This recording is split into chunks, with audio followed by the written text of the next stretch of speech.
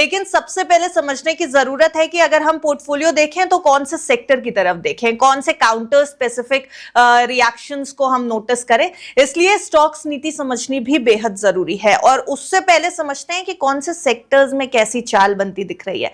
Sir, शुरुआत auto sector से करूंगी। इस वीक ऑटो सेक्टर काफी मजबूत रहा है।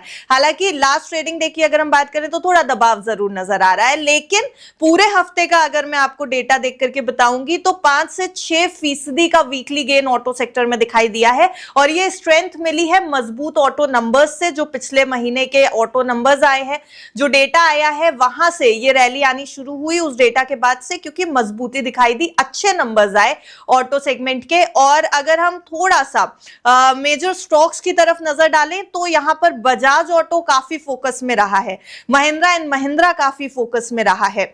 बजाज ऑटो की बात करें तो स्ट्रॉन्ग रिजल्ट्स थे, एक्सपोर्ट और सेल्स जो है वो काफी मजबूत आई है। और पिछले एक हफ्ते का डेटा अगर हम देखेंगे तो 6% ये स्टॉक वीकली गेन दिखा रहा है, यानी बजाज ऑटो जो है वो निवेशकों की रडार पर तो जरूर है। साथ ही साथ Mahindra and Mahindra, Maruti Suzuki, Eicher Motors, hero MotoCorp, ये सभी स्टॉक्स पॉजिटिव मोमेंटम इस पूरे हफ्ते दिखाते नजर आए।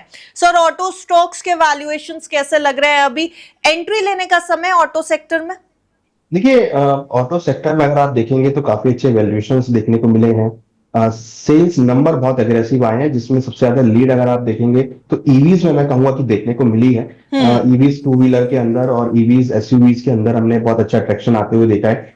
और देखिए, क्रूड का जो चैलेंज है वो हमेशा से ऑटो सेक्टर पे हमेशा रहेगा। तो यहाँ पर मुझे लगता है कि ईवीज की तरफ जो सेगमेंट है वो यहाँ पर काफी अट्रैक्टिव लग रहा है। मुझे लगता है कि ईवीज की तरफ इन्वेस्टर को जाना चाहिए, क्योंकि आगे जो फ्यूचर है वो ईवीज का ही दिख रहा है। और ये अब समझ में आ गया है कि स्टेट ऑफ हॉर्मुज जो है अब हमेशा से अट्रैक्शन का पॉइंट रहेगा। जब भी ईरान और यूएस के बीच में वॉर आगे बढ़ेगी, वो स्टेट ऑफ हॉर्मुज को बंद करते हुए नजर आएंगे। तो उससे निपटने के लिए इलेक्ट्रॉनिक जो ईवीज है उसका डिमांड यहाँ पे बढ़ सकता है। और हम देख भी रहे हैं कि ऑटो सेल्स नंबर में ये क्लियर मेंशन है कि जो ईवीज की डिमांड है वो किस तरीके से बढ़ी है। तो मुझे लगता है कि ईवीज जो सेगमेंट है वो यहाँ पर अब ऑटो सेक्टर को सपोर्ट करता हुआ नजर आएगा। तो डेफिनेटली ऑटो सेक्टर मुझे लगता है आने वाले 1 से 2 साल के लिए काफी अट्रैक्टिव लग रहा है। अट्रैक्टिव तो लग रहा है सर, लेकिन सिर्फ ईवीज के भरोसे तो पोर्टफोलियोज भी नहीं संभाल सकते, और क्रूड के बढ़ते प्राइसेस प्रेशर भी बना रहे हैं उन कंपनीज पर जहां पर हम ईवी सेगमेंट से थोड़ा सा दूर हो जाते हैं। काउंटर स्पेसिफिक अगर हम चलें थोड़ा ऑटो सेक्टर में, तो कौन से ऐसे स्पेसिफिक स्टॉक्स हैं जो रडार पर रखे जा सकते हैं? बेहतर कौन से लग रहे हैं?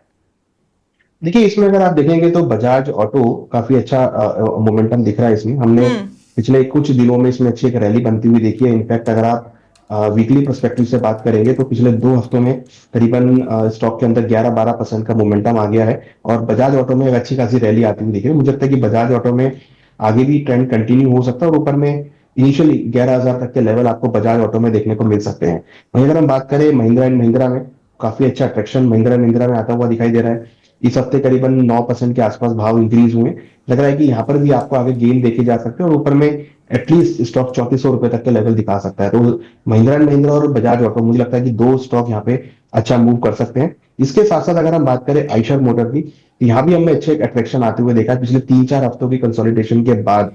ये हफ्ता करीबन 3.5% के आसपास गेन होते हुए दिखाई दिए।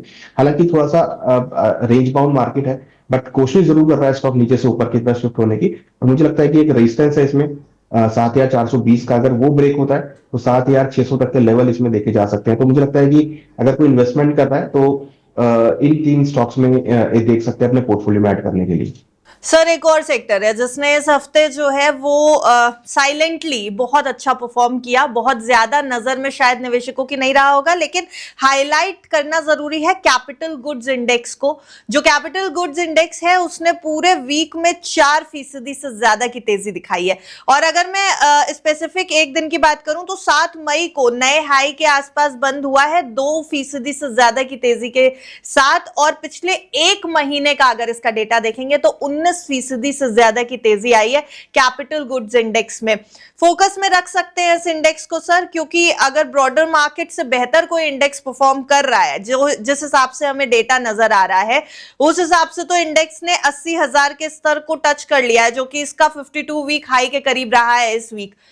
ब्रॉडर मार्केट से बेहतर ये परफॉर्मेंस सिर्फ आंकड़ों में नजर आ रही है या सच में रडार पे रखने लायक सेक्टर? देखिए डेफिनेटली जो नंबर्स हैं वो यहाँ पे दिख रहे हैं, मुझे लगता है कि पोर्टफोलियो में ऐड करना चाहिए। यहाँ पर हमें लगता है कि कहीं ना कहीं अपसाइड मोमेंटम जो है आपको कैपिटल गुड्स सेक्टर में देखने को मिल सकता है। तो कहीं ना कहीं अगर आप देखेंगे तो मोमेंटम यहाँ पे बनता हुआ नजर आया है, जिसमें अगर आप देखेंगे तो काफी हद तक इंफ्रास्ट्रक्चर, मशीनरी, इंडस्ट्रियल इक्विपमेंट्स के स्टॉक यहाँ पे काफी देखने को मिले हैं।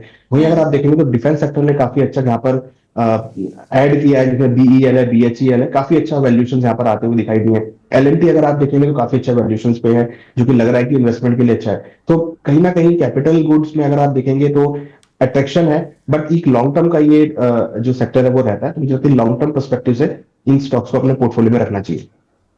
लॉन्ग टर्म पर्सपेक्टिव से रख सकते हैं, लेकिन सर एक वार्निंग भी आई है, क्योंकि ऐसा कह रहा है बैंक ऑफ अमेरिका, बोफा जिसे हम और आप आमतौर पर कहते हैं, वैल्यूएशंस काफी ज्यादा स्ट्रेच लग रहे हैं बोफा को। क्या वैल्यूएशंस हैं ऐसे कि लॉन्ग टर्म इन्वेस्टर्स देख सकें? देखिए ऐसा नहीं है कि मतलब वैल्यूएशन काफी लो है, वैल्यूएशन अच्छे खासे हैं और वैल्यूएशन अट्रैक्टिव भी लग रहे हैं इन्वेस्टर्स के लिए। देखिए दूसरी बड़ी बात कि पूरा मार्केट अभी जो है वो वॉर के ऊपर डिपेंड है, और वॉर की वजह से बहुत सारी ऐसी चीजें हैं जो हम बाहर से इंपोर्ट करते हैं वो नहीं आ पा रही हैं। तो जैसे ही ये चीजें सॉर्ट आउट होंगी तो दोबारा से आपको कैपिटल गुड में बहुत अट्रैक्शन आता हुआ दिखाई देगा। मुझे लगता है कि अगर थोड़ा सा व्यू बना के चले, लंबी अवधि का व्यू बना के चलते हैं, तो काफी अच्छे वैल्यूएशन है जहां पर आप अपने पोर्टफोलियो में ऐड कर सकते हैं। शॉर्ट टर्म डेफिनेटली थोड़ा सा अंडर वैल्यू हो सकता है या अपनी मूवमेंट आपको ना देखने को मिले, बट अगर लॉन्ग टर्म का अगर हम व्यू लेके चलते हैं तो मुझे लगता है कि कैपिटल गुड्स में आपको अच्छा अट्रैक्शन देखने को मिल सकती है। क्योंकि देखिए यहाँ अगर हम सिंपल से एग्जांपल की अगर बात करें तो सभी कंट्रीज अभी डिफेंस सेक्टर पे काफी जोर दे रही है, वो डिफेंस सेक्टर को स्ट्रॉन्ग बनाने की कोशिश कर रही है, और इवन इंडिया भी यहाँ पर आप एक्सपोर्ट करना चालू कर दिया है। तो अगर ये वॉर थमती है, वॉर रुकती है, तो कहीं ना कहीं दोबारा से आपको एक अच्छी खासी प्रोग्रेस डिफेंस सेक्टर में देखने को मिलेगी, मेटल सेक्टर में देखने को मिलेगी, साथ में इंफ्रास्ट्रक्चर डेवलपमेंट आपको देखने को मिलेगी।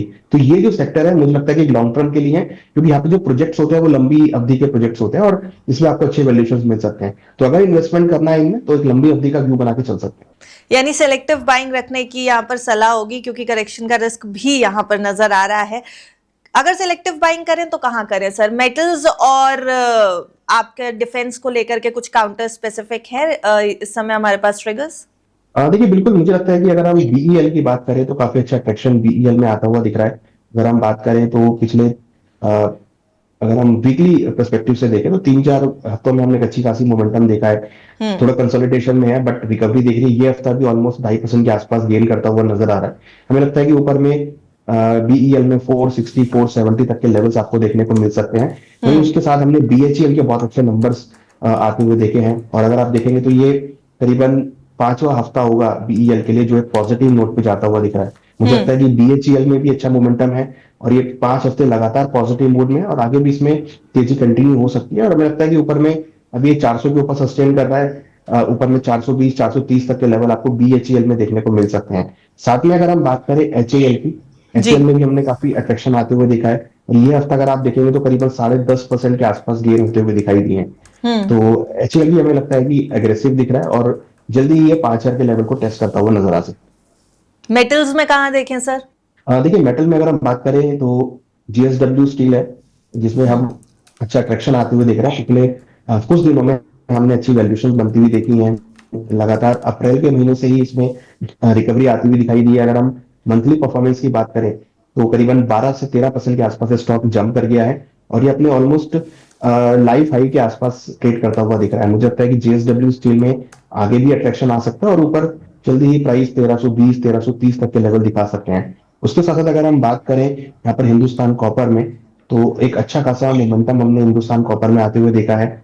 इनफैक्ट पिछले अगर हम 2 महीनों की बात करें तो 2 महीनों में स्टॉक करीबन, इवन हम अप्रैल से अगर बात करें तो 23% स्टॉक अभी तक मूव कर गया है। मीन्स अगर हम 15-20 ट्रेडिंग सेशन की बात करें तो उसमें अच्छा खासा जंप देखने को मिला। तो हिंदुस्तान कॉपर ऑलरेडी देखिए लास्ट जनवरी में इसने 760 का हाई बनाया था, वहां से स्टॉक करेक्ट होकर 470 तक आया, वहां से वापस बाउंस बैक लिया। हमें लगता है कि जल्दी ही अब ये 600 के ऊपर जाता हुआ दिखाई दे सकता है। तो Hindustan copper is also a good stock जो कि पोर्टफोलियो में रखना चाहिए।